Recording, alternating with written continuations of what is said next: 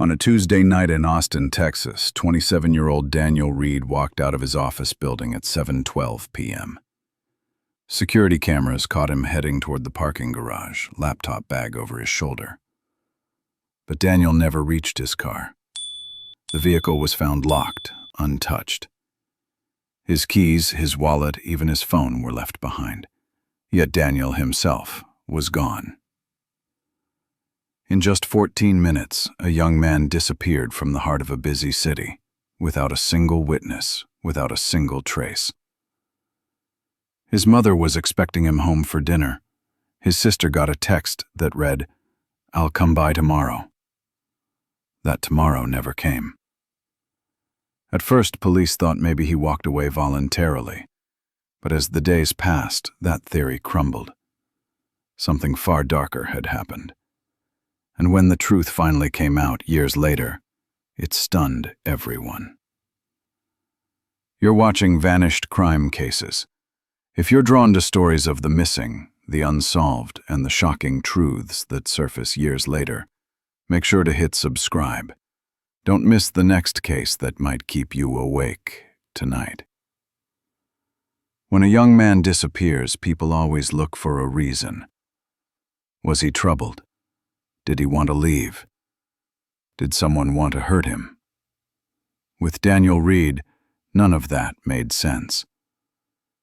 Daniel was 27 years old. He worked as a data analyst for a mid-sized IT company in Austin, Texas. He wasn't a celebrity, not rich, not reckless.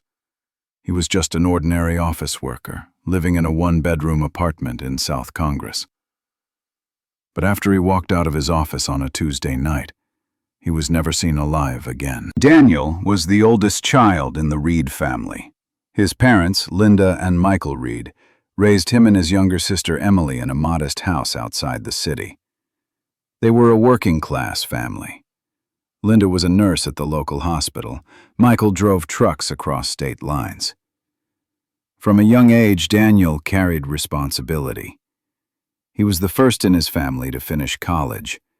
He landed an office job with benefits, something his parents always dreamed one of their kids would have. His mother often told friends, "Daniel is the most responsible person I've ever met. If he gives you his word, he will keep it." Michael, his father, was often on the road, but he stayed close to his son. He remembered calling Daniel every week to check in. "He wasn't just my boy. He was the one holding this family together when I was away," Michael said later. Emily, the youngest, studied journalism at the University of Texas. She described her brother as her anchor. "He was the one I leaned on. Anytime I felt like quitting school, he'd remind me why I had to finish. He told me, 'You're the one who will break the cycle. You'll do better than us.'" Daniel's personal life was simple. He had broken up with his college girlfriend about a year before he vanished. Since then, he focused on work and family. He wasn't dating anyone. He didn't party much. He spent his weekends playing video games, reading crime novels, or jogging around Lady Bird Lake. Neighbors often saw him early in the morning, earbuds in, running quietly before work. Everything about Daniel painted the picture of a young man with stability, not someone planning to run away. Inside his office, Daniel had a reputation. He was quiet but dependable. Coworkers described him as the guy who would stay late to finish a project even if it wasn't his responsibility.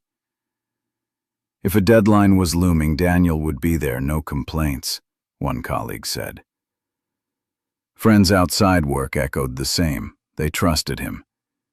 He was the type of person you could leave your wallet with and you'd know every dollar would still be there, another friend said. He never spoke badly about anyone. That's why everyone liked him.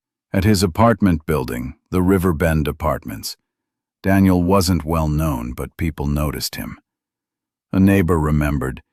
He was polite, quiet, not the type to throw parties. You'd see him walking out with his laptop bag every morning or coming back late at night. Nothing unusual. In every account, Daniel came across the same way: decent, quiet, helpful. No one thought of him as a man with enemies. And that made his disappearance even more chilling. When the news broke that Daniel was missing, the people who knew him couldn't believe it. Linda, his mother, held on to the last text she got from her son. He wrote that he'd come home for dinner on the weekend. That was all. Simple words. I didn't know that was the last promise he'd ever make to me. Emily broke down when she spoke about her final text exchange with her brother. On the night he disappeared, he had sent her a quick message: "I'll come by for dinner tomorrow." She replied with a heart emoji. That was it. The next day came, but Daniel didn't. "I still can't forgive myself for not saying more," Emily admitted. At the office, his absence was first treated like a mistake. Maybe he overslept. Maybe he was sick. But when coworkers learned his car was still in the company garage, panic spread. "He left with his bag. We saw him walking to the lot, but the car never moved. It was like he stepped into thin air," one colleague told reporters. For his circle of friends, the story felt impossible. A young man doesn't just vanish in the middle of Austin, one of the busiest cities in Texas. The Austin Police Department received the missing person report within 24 hours. At first, they followed the standard protocol. Adults go missing all the time. Sometimes it's voluntary, sometimes it's not. The early theory was that Daniel left on his own. He was single, with no children, and at an age where people sometimes decide to start over. The fact that there were no signs of a struggle in his car or his apartment supported that theory. But the family rejected it immediately. Linda told officers, "He's not the type to walk away. He had plans, he had commitments, he had family." Emily added, "He was supposed to meet me for dinner. He wouldn't just ghost me." Those statements made police reconsider. Investigators reviewed his bank accounts, phone records, and work schedule. They found no evidence of a planned disappearance. His bank cards were untouched. His phone stopped pinging at 7:26 p.m. the night he vanished. His work laptop showed no unusual activity. What unsettled police most was the timeline. On camera, Daniel was seen leaving the office at 7:12 p.m. By 7:26 p.m., his phone was dead. In just 14 minutes, a healthy young man had vanished without a trace. Local reporters caught wind of the case, and soon it spread beyond Austin. Headlines asked the same question: how could someone disappear in the heart of a busy city? The disappearance shook Austin. Residents who didn't even know Daniel felt uneasy. Search efforts began almost immediately. Volunteers gathered along the banks of the Colorado River, walking in lines, scanning for clothing or footprints. Others searched Zilker Park and nearby trails. Some groups scoured parking garages, believing maybe he had been attacked and hidden somewhere nearby. Flyers with Daniel's photo, short brown hair, blue eyes, dressed in office clothes, went up across the city. His family stood in front of cameras, begging for help. "If anyone has seen our son, please call," Linda pleaded. But days turned into weeks, and nothing came back. No witnesses, no new footage, no body. Neighbors who once felt safe started locking their doors earlier. Parents told children not to walk alone after dark. Online forums buzzed with theories. Was it a random abduction? A robbery gone wrong? Or something tied to his job? The unanswered questions grew heavier with time. Each failed search only deepened the fear. One resident summed up the mood: "If someone like Daniel can disappear from here, it could happen to any of us." By the end of the second week, the case was more than just a family tragedy. It had become a mystery that haunted an entire city. Daniel Reed, a man with no enemies, no debts, and no secrets anyone knew of, had vanished from a secure office building in downtown Austin. His car was still there, his apartment untouched, his bank account frozen. And yet, he was gone. The people closest to him struggled with disbelief. His mother clutched her phone, reading the final text over and over. His sister replayed the last emoji she sent him. His coworkers kept staring at the empty desk in the IT department. Austin had seen crime before, but nothing like this. A man vanishing in the middle of a weekday evening, without a sound, without a witness, left everyone wondering if the city was as safe as they thought. By the time the case reached the news cycle nationwide, one question overshadowed everything else. How does a man disappear in front of everyone and leave nothing behind? The last confirmed sighting of Daniel was on Tuesday evening. At exactly 7:12 p.m., building security cameras showed him leaving the IT office where he worked. He had his laptop bag slung over his shoulder, his head slightly down, walking at a steady pace toward the parking garage. That was the final clear image of him alive. From that point forward, Daniel simply vanished. His car remained parked in the same space, locked, undisturbed. There were no broken windows, no forced entry, no sign that anyone had tampered with it. Investigators checked for fingerprints but found only Daniel's. The garage was well lit and had multiple cameras, but not enough. If the cameras could not explain where Daniel went, maybe his phone could. Investigators pulled his phone records. At 7:19 p.m., the phone connected to a tower near the office. At 7:23 p.m., it pinged again in the same location. But at 7:26 p.m., all activity stopped. The device powered down or was destroyed. The last text message he sent was at 7:15 p.m. to his sister Emily. "I'll come by for dinner tomorrow." After that, nothing. No calls, no texts, no social media activity. For police, the timeline was brutal. In the span of 14 minutes, between 7:12 and 7:26 p.m., a healthy young man went from walking to his car to complete silence.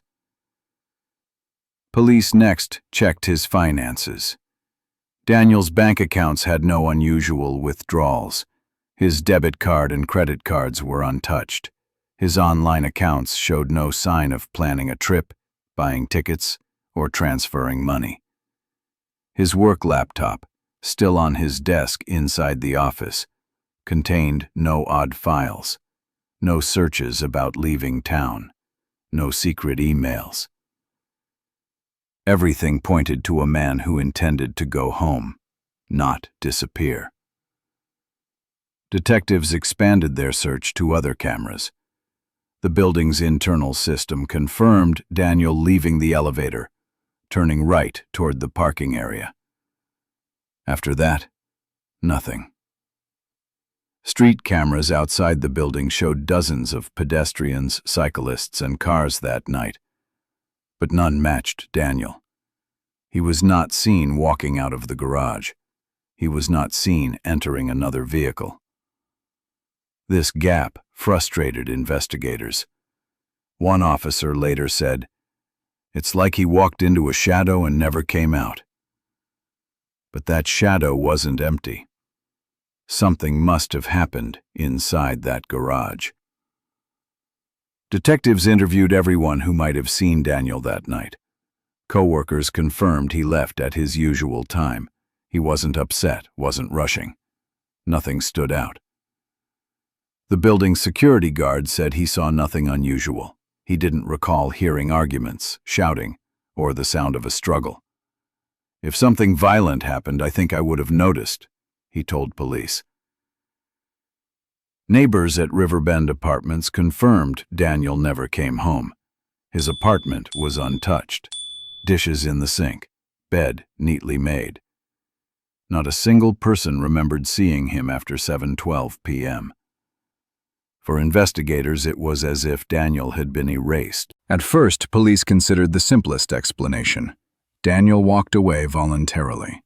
Adults are allowed to leave. Maybe he wanted a new life. But that theory collapsed quickly. There was no evidence of planning, no financial movement, no message to anyone about leaving. He had plans for the week, family commitments, and unfinished work projects. Detectives then shifted to another theory. Maybe he had been the victim of a random crime. Could he have been mugged, forced into a car, or attacked? The problem: there was no sign of a struggle. The garage was busy, but no witnesses reported seeing violence. Daniel's car was still locked, suggesting he never even opened it. The lack of evidence was suffocating. Investigators combed the parking garage. They dusted for prints, tested for blood, checked for discarded belongings. Nothing. The garage had security patrols and constant foot traffic, yet nobody reported hearing anything unusual that night. Police started to consider a chilling possibility. Maybe the crime was fast, silent, and carefully planned. Whoever took Daniel may have known the blind spots, the schedules, and the layout. That idea made the case even darker. While investigators struggled, Daniel's family pushed back against the voluntary disappearance theory. His mother, Linda, stood in front of cameras and said, "My son didn't run away. Something happened to him and we need answers." His sister Emily echoed the same. "He texted me. He had dinner plans. He wasn't going anywhere." These statements resonated with the community. People began to see the case not as a man walking away, but as something sinister. Local news outlets covered the story heavily. "Office worker vanishes in downtown Austin," one headline read. Residents grew uneasy. If a young man could vanish in a crowded city garage without a trace, what did that mean for everyone else? Community groups organized searches. Volunteers walked riverbanks, combed through parks, and checked wooded areas outside town. Nothing surfaced. The lack of progress only increased suspicion that foul play was involved. By the second week, detectives had little choice. The evidence of a voluntary disappearance was non-existent. One officer admitted, "We had to face it. This wasn't someone running away. This was a crime scene without a body." The official status of the case shifted from missing person to possible criminal investigation. That change meant more resources, but it also carried a grim implication. Police now believed Daniel had likely been taken against his will. At this stage, every fact investigators had pointed to the same unsettling truth. A man left his office at 7:12 p.m. His phone died at 7:26 p.m. His car stayed locked in the garage. No one saw or heard a struggle. No evidence pointed to him leaving voluntarily. All signs suggested that Daniel had encountered foul play. But how? Who had the opportunity to stop him in those few minutes? Who knew the blind spots in the garage cameras? Who had the motive to make him disappear? By the end of the initial investigation, police had more questions than answers. The timeline was brutally short. The evidence was painfully thin. Daniel Reed had walked into a parking garage and disappeared in less than 15 minutes. For his family, the agony grew. For detectives, the mystery deepened. And for the city of Austin, fear spread. Because if someone could vanish like this in a crowded downtown district, then no one was truly safe. As the investigation moved forward, theories began to multiply. Some believed he was abducted by a stranger. Others suspected someone closer to him. But without hard evidence, every lead felt like a dead end. And so the case of Daniel Reed was about to enter its most frustrating stage. An all-out manhunt that brought dozens of theories, but no answers. When the initial investigation failed to produce answers, police shifted gears. What began as a missing person report turned into a manhunt. But the deeper they searched, the more the case of Daniel Reed seemed to defy logic. Austin police launched a wide-scale search. Officers, canine units, and volunteer teams combed the city. They started with the obvious places: the Colorado River. Divers entered the water, dragging sections near downtown. Volunteers walked along the banks, searching for clothing or personal belongings. Nothing. Zilker Park, one of the largest public spaces in Austin, full of trails and wooded corners. Teams swept the park, but Daniel wasn't there. Nearby garages and alleys. Officers checked abandoned cars, locked dumpsters and stairwells. Again, no sign. Even the smallest clue, like a shirt left in the grass or a shoe near the river, was seized and tested. Each one came back unrelated. A detective later recalled, "It was like chasing smoke. Every lead dissolved the moment we touched it." The first theory investigators tested was simple. Daniel may have been the victim of a robbery gone wrong. But that idea didn't fit the facts. Daniel's wallet, keys, and ID were all still in his possession. His car remained untouched, locked. Nothing was stolen. If this was a robbery, the attacker had walked away empty-handed and left no evidence. The second angle was stranger. Maybe Daniel had been kidnapped. Abductions do happen, though rarely in crowded downtown garages. But kidnappings usually leave traces: noise, witnesses, or demands. There were no ransom calls, no strange emails. No one tried to access his accounts. For police, the absence of any follow-up made abduction look less likely. Still, the possibility couldn't be ruled out. Investigators quietly admitted that if Daniel had been taken, the crime had been unusually clean. The next theory came from inside Daniel's own office. Coworkers mentioned that in the weeks before he vanished, Daniel seemed more stressed. One colleague remembered him saying something vague: "There's something wrong at work. I can't talk about it yet." Detectives interviewed employees at the IT company. Most described Daniel as steady, reliable, not confrontational. But a few hinted at tensions inside the team. One employee suggested Daniel might have discovered irregularities in a project. Another said he had clashed with a manager over deadlines. Police questioned several coworkers, including those who had left around the same time as Daniel that evening. Everyone had an alibi. No one admitted to an argument. No one was caught on camera following him. Without physical evidence, investigators had no grounds for charges. The workplace dispute theory stalled. Detectives turned their attention to Daniel's apartment complex, Riverbend Apartments. Neighbors reported something unusual. A man, described as middle-aged, had been seen loitering near the garage. He often watched residents come and go. Some thought he was harmless. Others felt uneasy. Police tracked him down. He lived a few blocks away with no clear reason to hang around the complex. He admitted he liked people watching, but when pressed about the night Daniel vanished, the man denied being downtown. His alibi, watching TV at home, was weak, but there was no evidence to contradict it. No camera footage placed him at the crime scene. Officers were uneasy but had nothing to hold him on. He was released. The neighbor theory, like the others, dissolved. As the weeks passed, frustration grew.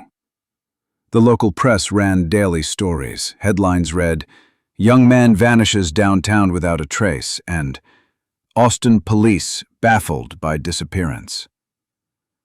Online forums buzzed with speculation. Some users suggested gang involvement. Others believed Daniel staged his own disappearance. Conspiracy theories flourished, but none were backed by facts. The Reed family held press conferences, begging for help. Linda Reed told reporters, "My son didn't just leave. Someone knows something. Please come forward." The emotional appeals struck a chord. Hundreds of tips poured into the police hotline. Most were useless. A handful seemed promising, but each collapsed under investigation. The number of dead ends grew by the week. A backpack in the river. Divers pulled it out, raising hopes. Inside, clothing and books. None belonged to Daniel. A suspicious vehicle near the garage. Witnesses reported a dark SUV circling the night Daniel disappeared. Investigators tracked it down. It belonged to a college student picking up a friend. An anonymous call. A man claimed he saw Daniel in Houston, 2 hours away. Detectives checked security footage from the area. It wasn't him. Every clue fizzled out. Every lead drained resources. One detective summed it up bluntly. "We had nothing solid." It felt like the case was slipping through our fingers. Months turned into a year. Despite hundreds of hours of investigation, Daniel's case produced no suspect, no body, and no clear theory.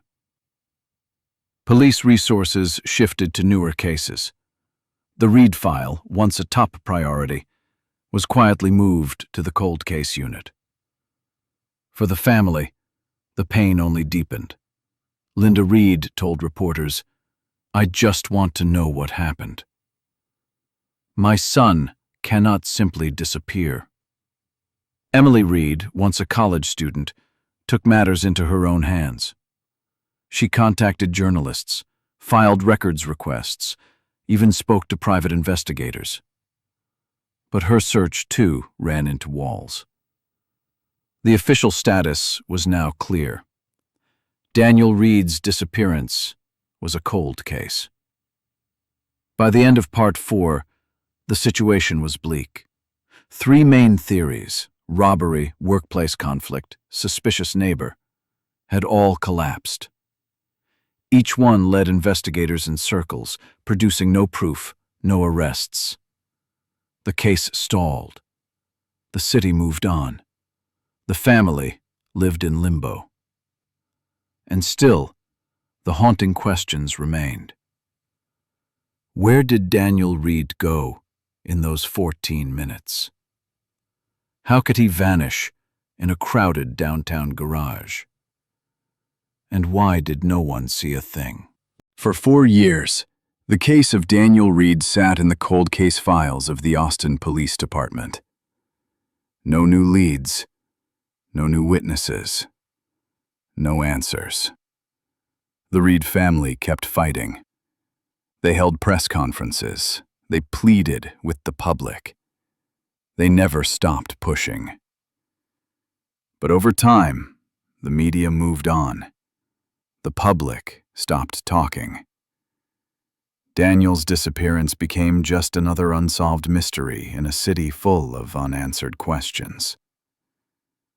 And then, in the fall of the 4th year, everything changed. By now, detectives had cycled through dozens of theories. They had investigated coworkers, neighbors, and strangers. Every path ended in a dead end. The official status? Cold case. That meant limited manpower. Files sat untouched for months at a time. Detectives rotated in and out. Linda Reed, Daniel's mother, never accepted it. She told a reporter in year 3, "I won't call it a cold case. My son's case is alive to me, every single day." But for law enforcement, the resources simply weren't there. Without new evidence, there was nothing more they could do. What no one expected was that the new evidence would come not from an investigator, but from a road worker. It was an ordinary morning. A road construction crew was digging along a stretch of rural highway about 20 miles outside Austin. The area was wooded with patches of overgrowth. Workers were preparing to lay pipes for drainage. One worker's shovel hit something solid just a foot under the soil. At first he thought it was trash, but when he pulled it out, it was a leather bag, scuffed, weathered, and caked with dirt. Inside were 3 items: a company ID badge with the name Daniel Reed, a set of office keys with a company logo, a small black USB drive. The worker reported the find to his supervisor. Within hours, the Austin Police Department was called. Detectives who had worked Daniel's case before rushed to the scene.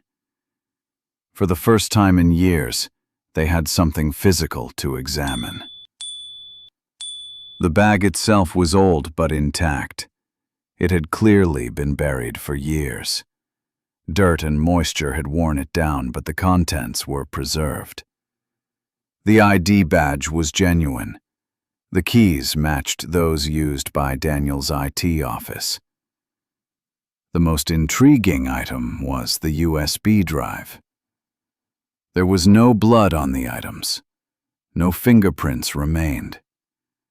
Whoever buried it had taken care, maybe even worn gloves. The location raised questions. Why would Daniel's belongings turn up in a forest? Back at the lab, technicians examined the USB. It contained several folders. Most of them held work files, project reports, spreadsheets, internal emails. But one folder stood out. It was labeled simply Video. Inside was a short surveillance clip. It had been extracted from the office's internal camera system. The timestamp read, 7:40 p.m. on the night Daniel vanished. The footage showed the office entrance. A man in a blue shirt carrying a bag walked back into the building. At first glance, it looked like Daniel Reed. Same height, same build, same haircut. If true, it meant Daniel returned to his office nearly 30 minutes after he supposedly disappeared. But the records told a different story. Investigators pulled the original case file. According to phone records, Daniel's cell phone had gone dark at 7:26 p.m. That was the last signal ever detected. So how could Daniel appear on camera at 7:40 p.m.? 14 minutes after his phone died, and nearly half an hour after coworkers saw him leave for the garage. The contradiction was glaring. Detectives showed the clip to experts in digital forensics. They confirmed it wasn't a doctored video. The file was authentic. It came from the company's camera system. So who was in that video? Forensic video analysts slowed the clip. They studied the man frame by frame. To the naked eye, it was Daniel. But under close review, small differences emerged. The man's walk was stiffer. His shoulders didn't roll the way Daniel's normally did. His head tilted slightly to the left, a trait none of Daniel's friends or family remembered. It wasn't conclusive, but it raised doubts. One analyst summed it up. "It looks like Daniel, but something's off. If I didn't know better, I'd say this is someone dressed like him." That possibility changed everything. When police showed the video to the Reed family, their reaction was immediate. Linda Reed gasped, "That looks like my son." "But that can't be my son." Emily, his sister, was more direct. "If that isn't Daniel, then someone pretended to be him. That means somebody knew exactly what happened. Somebody wanted to trick all of us." For the family, it was both relief and horror. Relief that new evidence existed. Horror that it suggested a cover-up. News of the discovery broke quickly. "New evidence found in Reed case," local headlines read. The community that had once moved on was suddenly pulled back. Talk radio, online forums, and local TV debated the meaning of the video. Was Daniel alive longer than police thought? Or had someone staged his reappearance? The cold case unit officially reopened the investigation. Detectives who had once filed Daniel's case away now had to start from scratch. The critical question was simple: who had access to the office camera system?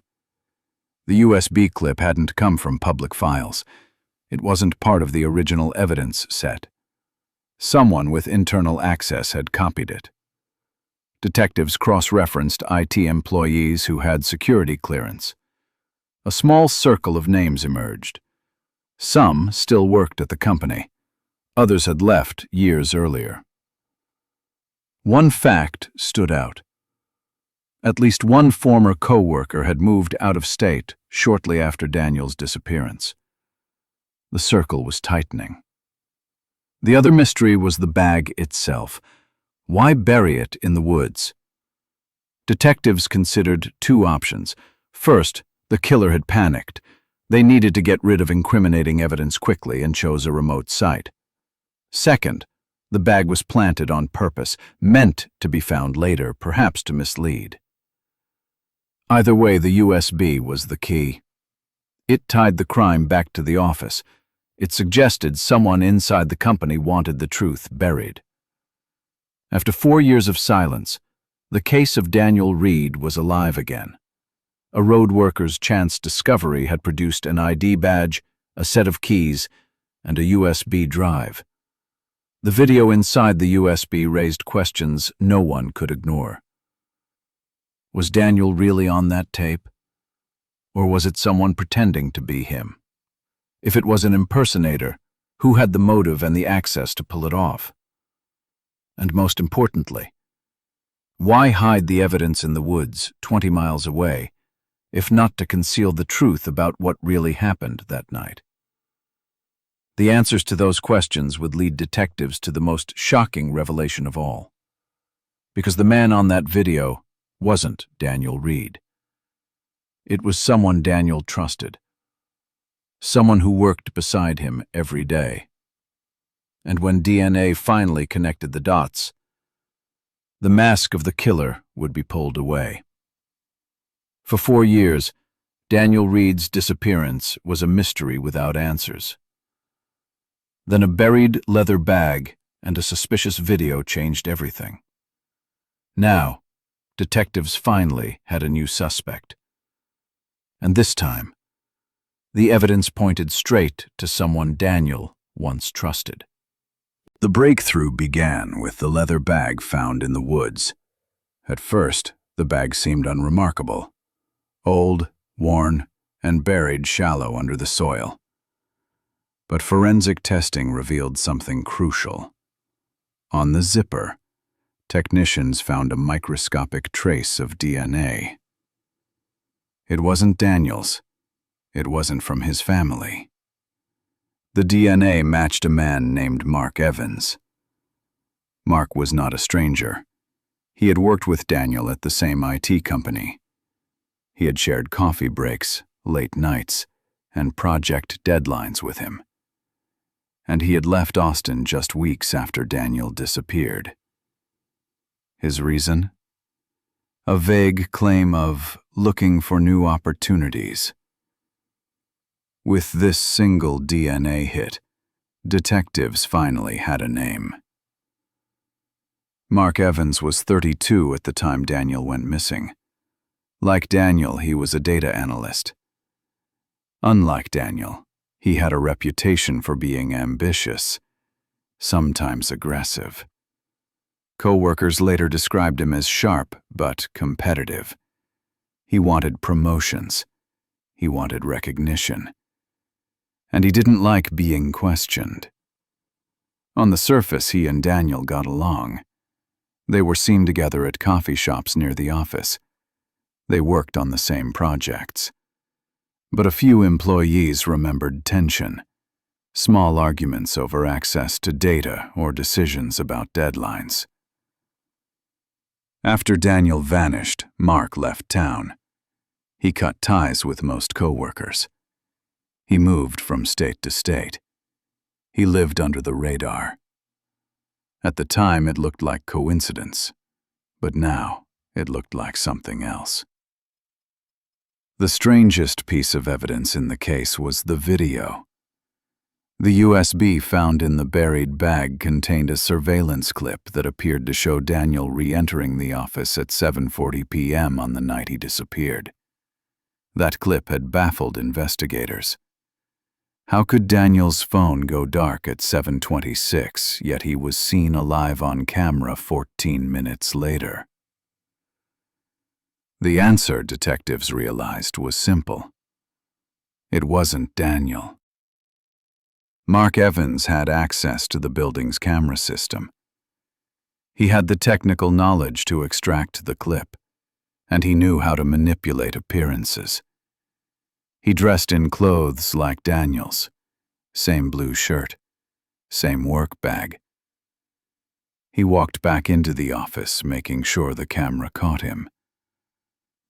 Then he exported the footage to create the illusion that Daniel had returned. It explained everything. Why Daniel's phone had already gone dead. Why the figure in the video moved slightly differently. Why the file ended up on a USB buried in the woods. The man on camera was Mark, not Daniel. Detectives still needed to understand why. Why would Mark kill a colleague? The answer lay in the USB. Along with the video, it contained work reports, emails, and spreadsheets. Buried in the files was evidence of financial irregularities. Mark had been embezzling money from a major IT project. Small transfers hidden in budget lines, easy to miss. Daniel, detail-oriented and cautious, had spotted the discrepancies. Colleagues remembered him complaining to his mother in the days before his disappearance. Something's wrong at work. Investigators now believed Daniel confronted Mark. He threatened to report him to management. That would have ended Mark's career. Worse, it could have sent him to prison.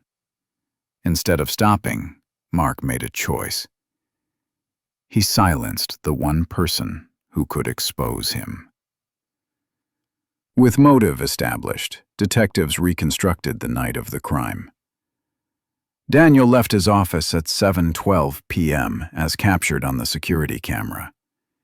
He walked toward his car in the garage.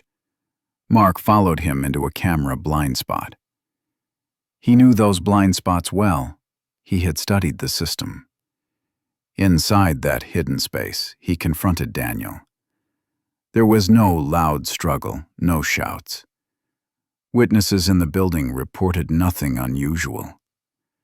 The attack was quick, controlled, and silent. At 7:26 p.m., Daniel's phone went dead. Investigators believe Mark either destroyed it or powered it off to cut any trace. With Daniel gone, Mark executed the second part of his plan. He returned to the office, dressed in Daniel's clothes, carrying a bag to mimic his appearance. At 7:40 p.m., the camera caught him walking in. It was the perfect illusion. For years, that illusion misled the case.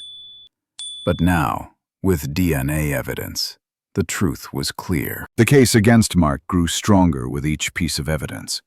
DNA, his genetic profile matched the sample from the bag. The USB contained files only someone inside the company could access. The extracted video could only have been taken by someone with camera clearance. Financial records. Company audits confirmed irregularities during the months Daniel disappeared. Mark had direct control over those accounts. Timeline. He left Austin abruptly just weeks after Daniel vanished, coinciding with the breakdown of the initial investigation. The puzzle pieces finally fit. With evidence in hand, Austin police secured a warrant. Mark Evans was tracked down across state lines. He was living under a new identity, using fake paperwork to get contract jobs in IT. When officers arrived at his rented house, he tried to deny who he was, but fingerprints and records confirmed it. He was arrested without incident. During questioning, Mark denied everything. He claimed he didn't know how his DNA ended up on the bag. He said the video was misinterpreted. He said the money issues were clerical errors, but the evidence was too strong. Detectives told him plainly, "We know it wasn't Daniel in that video. We know it was you." After years of confusion, the real story was finally clear. Daniel Reed had not simply disappeared into thin air. He had not run away. He had not been taken by chance. He was murdered by someone who sat beside him at work. Mark Evans, a man Daniel once trusted, had betrayed him. He had planned the crime carefully. He had created a false trail to make it look like Daniel had walked away. He had buried the evidence in the woods. And for 4 years, it almost worked. This was the shocking twist no one expected. The mysterious video was not proof that Daniel was alive. It was proof of the killer's deception. The bag buried in the woods was not random trash. It was the hidden key that broke the case open. And the killer was not a stranger. He was a colleague, a man who shared coffee breaks, worked late hours, and exchanged small talk in the office. From a cold case with no answers, investigators now had a clear suspect, a clear motive, and a clear path to justice. As Part 6 closes, one chilling truth remains. Daniel Reed's killer was sitting beside him all along. For years, the question haunted Austin. What happened to Daniel Reed? The discovery of the buried bag, the suspicious video, and the DNA hit on Mark Evans gave detectives a clear suspect. But one piece was still missing. Without a body, the case remained incomplete. That changed 5 years after Daniel first vanished. After Mark's arrest, investigators re-examined every detail of his movements in the days following Daniel's disappearance. Travel logs, gas receipts, GPS pings from old devices. One record stood out. A toll camera had captured Mark's car on a rural highway 30 miles outside Austin, late on the night Daniel disappeared. Detectives searched the area. A dive team was deployed to a stretch of river known for deep currents and rocky banks. Days into the search, divers made a chilling discovery. Beneath the water, weighed down by concrete blocks, they found human remains. Forensic testing confirmed the identity. It was Daniel Reed. His family's 4-year nightmare finally had an answer. With Daniel's body recovered, the case against Mark Evans became overwhelming. DNA evidence, his DNA on the leather bag. Digital evidence, the USB clip of him impersonating Daniel. Financial motive, proof of embezzlement uncovered in company audits. Timeline, Toll records and river location consistent with his movements. Body recovery. Concrete weights confirmed premeditation. Prosecutors argued Mark carefully planned the crime. He eliminated Daniel in the garage, staged the fake video to confuse investigators, and disposed of the body in the river. His motive was clear: protect himself from exposure and criminal charges by silencing the one person who knew the truth. The trial began nearly 5 years after Daniel's disappearance. The courtroom was filled with reporters, former coworkers, and members of the public who had followed the case since the beginning. The prosecution laid out the timeline. Daniel leaves work at 7:12 p.m.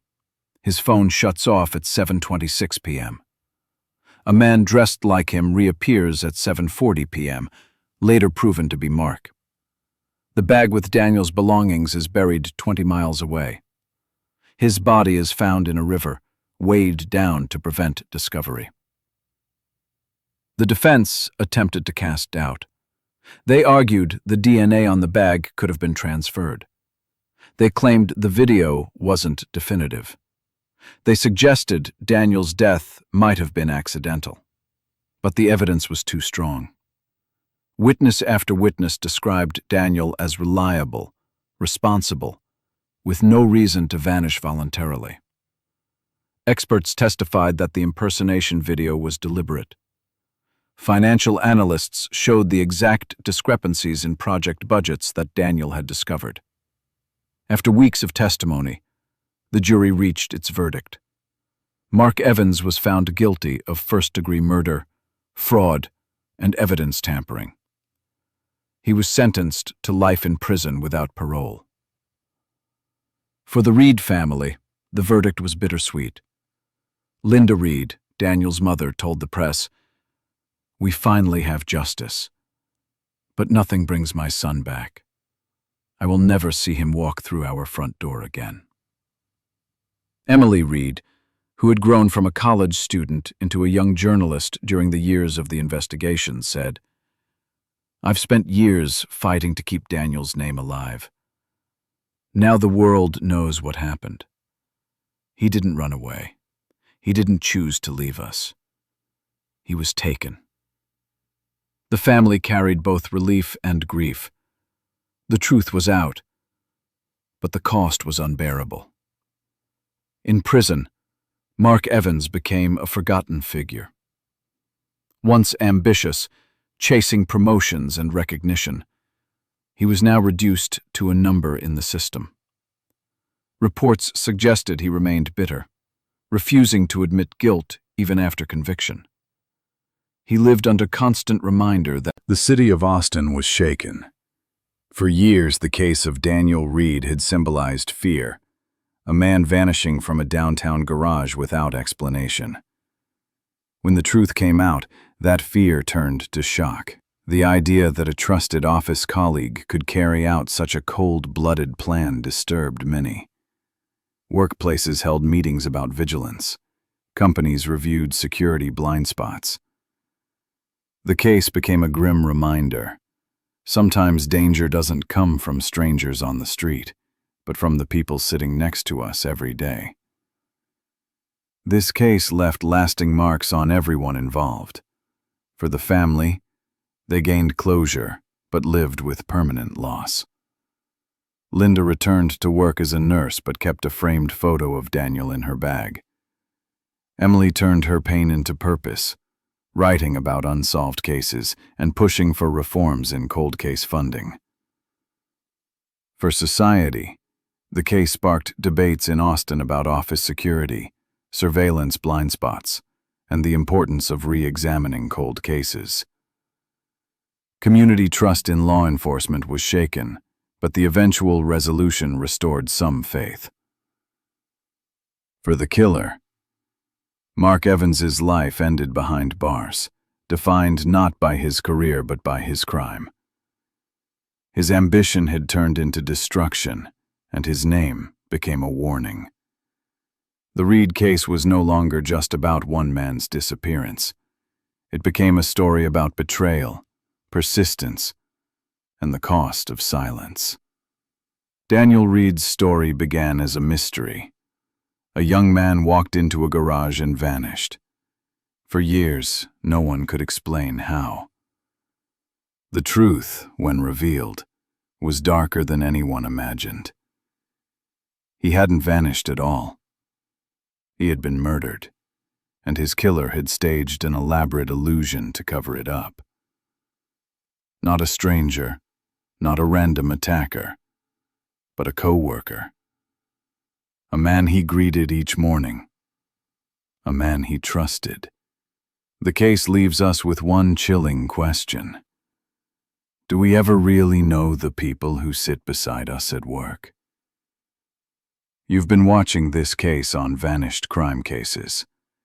If you want to follow more stories of the missing, the unsolved, and the hidden truths that finally come to light, don't forget to subscribe.